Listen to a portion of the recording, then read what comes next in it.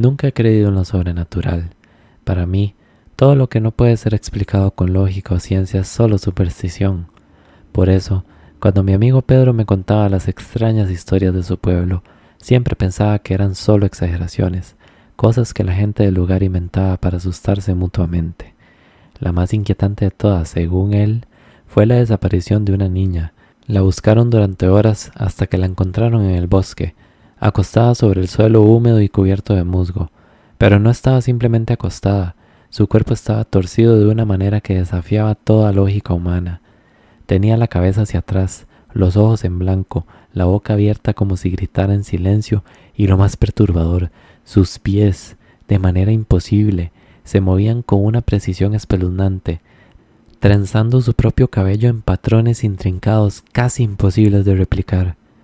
Era imposible, pensé yo, una leyenda más, una de tantas que circulan en pueblos pequeños donde el aburrimiento da lugar a historias macabras. No me creía nada de eso. Así que cuando Pedro me invitó a pasar un fin de semana en su casa, acepté sin dudarlo. Pensé que podría mostrarle que no había nada que temer, que todas esas historias no eran más que eso, historias. El día que llegué, sin embargo, algo no se sentía bien. El aire alrededor de la casa parecía más pesado, como si estuviera cargado de algo invisible, algo que no podía ver pero que sentía en mi piel. Era una sensación sofocante, como si algo en el ambiente estuviera mal, como si la casa misma respirara a un ritmo ajeno al nuestro. Pedro me recibió con una sonrisa y su familia me pareció normal, aunque algo distante. La casa vieja y deteriorada no parecía especialmente diferente a cualquier otra casa antigua, pero había algo en los rincones oscuros, en los pasillos largos y apenas iluminados, que me hacía sentir como si no estuviera solo, aunque no podía ver a nadie más. Aún así, decidí ignorarlo. La primera noche fue cuando todo comenzó. No me imaginaba la magnitud de los sucesos que me iban a ocurrir.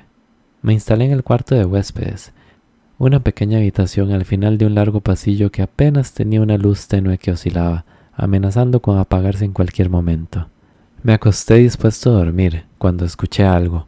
Era un sonido bajo, un susurro, casi imperceptible.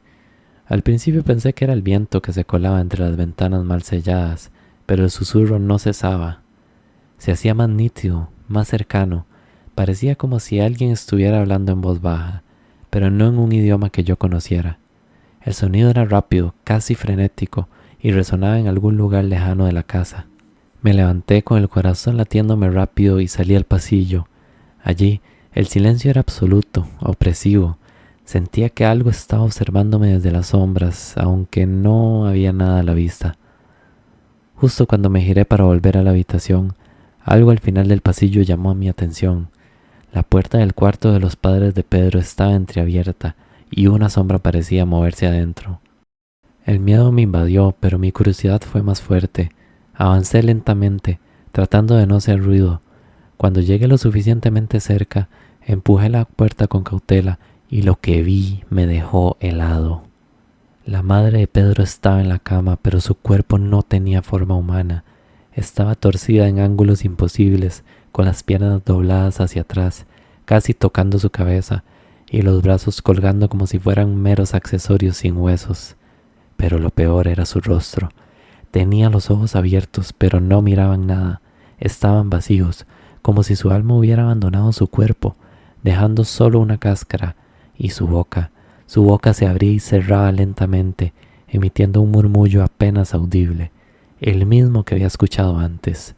Era como si su cuerpo estuviera atrapado en una especie de trance infernal, repitiendo un acto macabro que nunca terminaría. Retrocedí, incapaz de respirar. Sentía que mis piernas apenas me sostenían y cada fibra de mi ser me gritaba que corriera, pero no podía. Cerré la puerta con cuidado y volví a mi habitación, con el corazón martillándome en el pecho. Me senté en la cama, temblando. Debe haber sido un sueño, pensé, pero algo en mi interior sabía que no lo era. Eso que vi era real. Pero la noche no había terminado. Pasaron algunas horas y apenas pude conciliar el sueño, cuando un ruido proveniente del exterior me despertó de golpe. Algo estaba moviéndose en el patio trasero entre los árboles.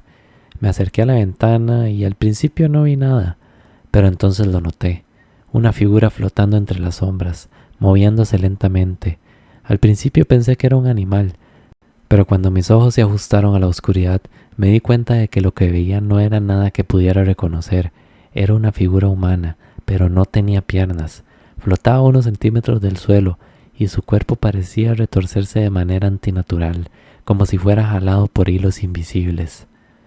El terror me invadió por completo cuando vi su rostro, o lo que debía ser su rostro.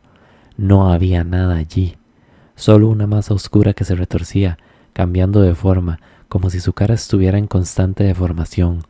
No tenía ojos, pero sentí que me miraba directamente, como si pudiera ver dentro de mí, dentro de mi alma.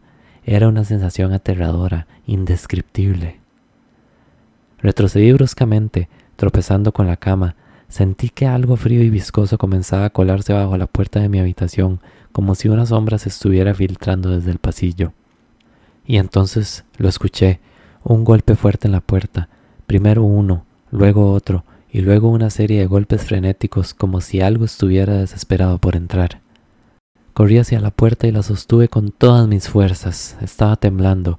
Los golpes aumentaban en intensidad y de repente escuché algo que no olvidaré jamás. Una risa aguda, distorsionada, no humana, como si algo estuviera riéndose de mi miedo, disfrutando de mi desesperación. Finalmente los golpes cesaron, pero yo no pude moverme.